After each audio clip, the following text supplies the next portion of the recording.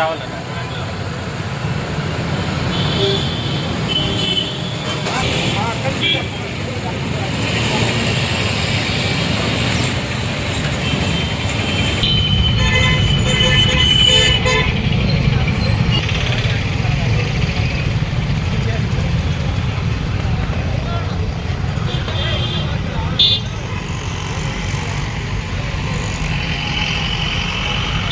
ಬಿಬಿ ರಸ್ತೆ ಪಾದಚಾರಿ ಮಾರ್ಗಗಳಲ್ಲಿ ಅಕ್ರಮ ವ್ಯಾಪಾರ ತೀವ್ರತೆ. ಚಿಕ್ಕಬಳ್ಳಾಪುರ ನಗರದ ಬಿಬಿ ರಸ್ತೆ ಬೆಸ್ಕಾಂ ಕಚೇರಿಯಿಂದ ರೈಲ್ವೆ ನಿಲ್ದಾಣ ರಸ್ತೆವರೆಗಿನ ಭಾಗದಲ್ಲಿ ಸಾರ್ವಜನಿಕರು ಮತ್ತು ವಿದ್ಯಾರ್ಥಿಗಳು ಪ್ರತಿದಿನ ಸಂಚಾರ ಮಾಡುತ್ತಾರೆ.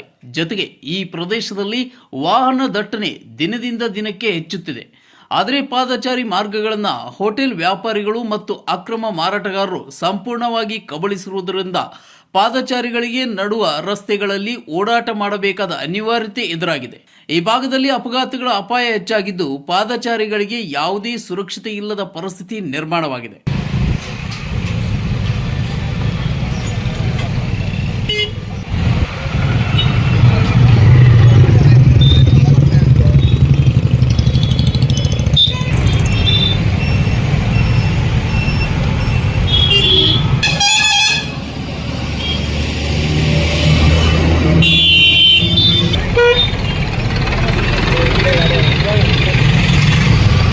ಖಾಸಗಿ ಬಸ್ಗಳು ಹಾಗೂ ಕರ್ನಾಟಕ ರಾಜ್ಯ ರಸ್ತೆ ಸಾರಿಗೆ ಸಂಸ್ಥೆಯ ಬಸ್ಗಳು ಅಡ್ಡಾದಿಡ್ಡಿಯಾಗಿ ಪ್ರಯಾಣಿಕರನ್ನು ಹತ್ತಿಸುವುದು ಮತ್ತು ಇಳಿಸುವುದರಿಂದ ಸಾರ್ವಜನಿಕರು ಮತ್ತು ಪ್ರಯಾಣಿಕರು ತೀವ್ರ ಕಿರಿಕಿರಿಗೆ ಒಳಗಾಗುತ್ತಿದ್ದಾರೆ.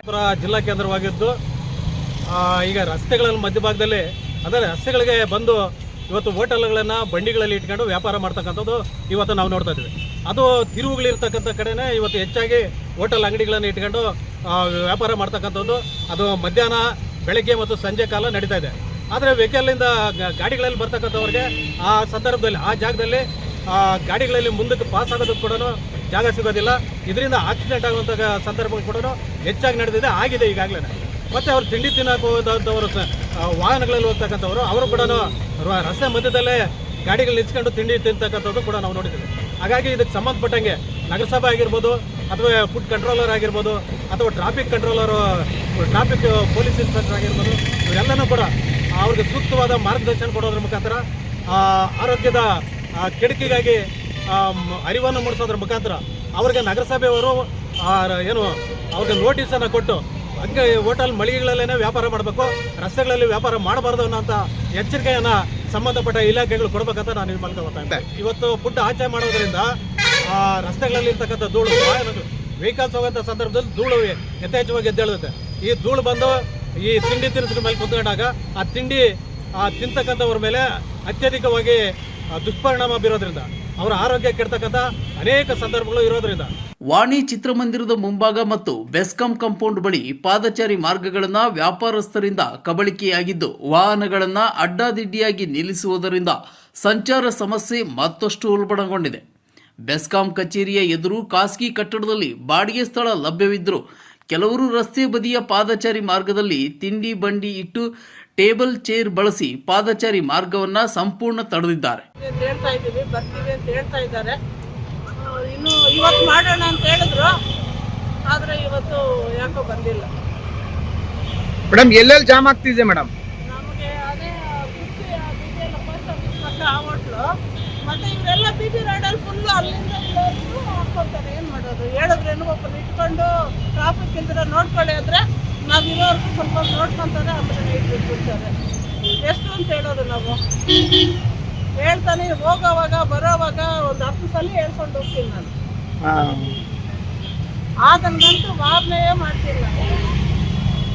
ಸಾರ್ವಜನಿಕರು ತೊಂದರೆ ಆಗ್ತಾ ಇಲ್ಲ ಮೇಡಮ್ ಇಲ್ಲಿ ಇಷ್ಟೊಂದು ಟ್ರಾಫಿಕ್ ಜಾಮ್ ಆಗತ್ತೆ. ಏನು ಮಾಡೋದು? ಅವ್ರು ಕೇಳಬೇಕಲ್ಲ, ಅವ್ರ ಅಂಗಡಿ ಇದೆ ಹಾಕೊಳ್ಳಿ ಅಂದರೆ ಕರೆಂಟ್ ಇಲ್ಲ, ಇನ್ನೂ ಕನೆಕ್ಷನ್ ಬಂದಿಲ್ಲ, ಆಮೇಲೆ ಹಾಕ್ಕೊಳ್ತೀವಿ ಅಂತ ಹೇಳಿ.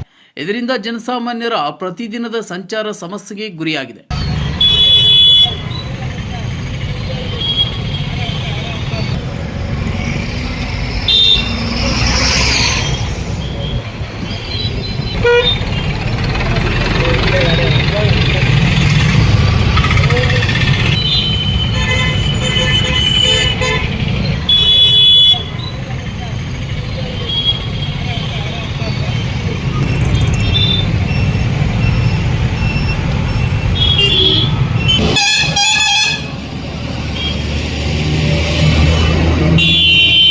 ಸಾರ್ವಜನಿಕರು ನಗರಸಭೆ ಮತ್ತು ಸಂಬಂಧಪಟ್ಟ ಅಧಿಕಾರಿಗಳಿಂದ ಈ ಸಮಸ್ಯೆಗೆ ತಕ್ಷಣದ ಪರಿಹಾರ ಒದಗಿಸಲು ಆಗ್ರಹಿಸುತ್ತಿದ್ದಾರೆ.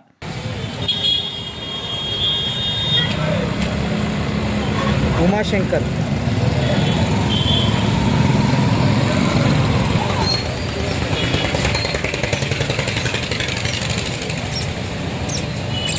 ಇನ್ನು ನಗರಸಭೆ ಅಧಿಕಾರಿಗಳು ಕುಮ್ಮಕ್ಕಿಲ್ಲದೆ ಯಾವುದೇ ವ್ಯಾಪಾರ ವ್ಯವಹಾರ ನಡೆಯುತ್ತಿಲ್ಲ ಎಂದು ಸಾರ್ವಜನಿಕರು ಆಗ್ರಹಿಸಿದ್ದಾರೆ. ಇನ್ನು ಈಗಲಾದರೂ ನಗರಸಭೆ ಅಧಿಕಾರಿಗಳು ಸೂಕ್ತ ಕ್ರಮವನ್ನು ಕೈಗೊಳ್ಳುತ್ತಾರಾ ಇಲ್ಲವೋ ಅನ್ನೋದನ್ನ ಕಾದು ನೋಡಬೇಕಾಗಿದೆ.